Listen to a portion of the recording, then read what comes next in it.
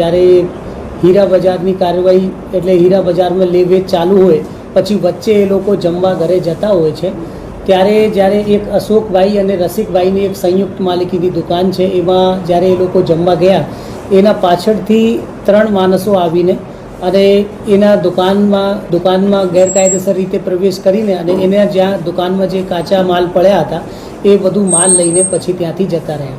જ્યારે એ માલિક જે દુકાનના માલિક છે એ પરત આવ્યા ત્યાં અને એમને જોયું કે ભાઈ દુકાનમાં મારે માલ ગાયબ છે, ત્યારે એ લોકોએ તાત્કાલિક પોલીસમાં આપણે જાણ કરી કે અમારું એટલા મુદ્દામાલ એટલે લગભગ 1400 કેરેટથી વધારે મુદ્દામાલ ગાયબ છે.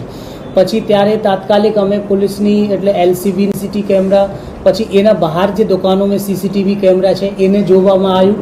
પછી ત્યારે ખબર પડી કે પાછળના જે હીરા બજારના પાછળના ભાગ છે ત્યાંથી પાછળના દરવાજાથી આ માણસો ત્યાં અંદર ગયા છે અને એ નીકળ્યા છે. પછી એ લોકોની જે પહેરેલ વેશભૂષા અને બીજી રીતની એ લોકોની જે શું કહેવાય કે જેવી ચાલ ચલગત હતી એને આધારે પછી વધારાના CCTV સ્પેશિયલી આમાં જે નેત્રમના CCTV આપણે ખૂબ જ કામ લાગે છે, કેમ કે નેત્રમના CCTVની મદદથી પછી એ લોકોના જે આખું છે કેમ કે નેત્રમમાં ક્લિયર પિક્ચર હોય છે પછી કનેક્ટેડ પણ હોય છે એટલે આપણે જોઈ શકીએ કે આગળ સુધી ક્યાં ગયા. પછી નેત્રમના CCTVમાં જોઈને ખબર પડી કે આ લોકો એક રિક્ષા લઈને અને પછી આગળ જાય છે. પછી તાત્કાલિક એ રિક્ષા ચાલકની તપાસ હાથ ધરવામાં આવી કે આ રિક્ષા કોનો છે અને ક્યાં સુધી એમને લઈ ગયા છે. પછી રિક્ષા ચાલક મળી ગયા તો એમને પછી એક અલગ ટીમ અમે એટલે રિક્ષાને જ ટ્રેસ કરવા માટે બનાવી.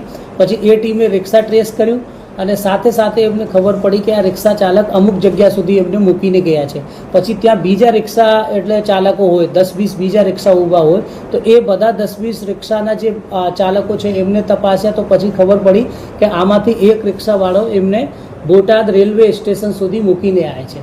પછી આપણે બોટાદ રેલવે સ્ટેશન માટે એક બોટાદના RPFની ટીમ છે, પછી રેલવે સ્ટેશનની જે ટીમ છે એમને સાથે અમારી LCB અને D સ્ટાફે મળીને આખા CCTV તપાસ્યા. પછી ખબર પડી કે આ લોકો એક ટ્રેનમાં બેસીને આગળ ગયા છે અને જે ટ્રેન અમદાવાદ બાજુ જાય છે. પછી તાત્કાલિક જેવી રીતે અમે ખબર પડી તો પછી મેં અમદાવાદ SP સાહેબ સાથે સંપર્ક કર્યું અને મારી LCBએ અહીંયાની LCB સાથે સંપર્ક કર્યું અને DYSP સ્તરનો પણ સારું કોર્ડિનેશન થઈ ગયું. પછી એમને આખી જે વિગત થોડી જેટલી પણ વિગત અમે CCTVથી ડેવલપ થઈને મળી હતી એ વિગત એ લોકો પાસે અમે તાત્કાલિક મોકલી.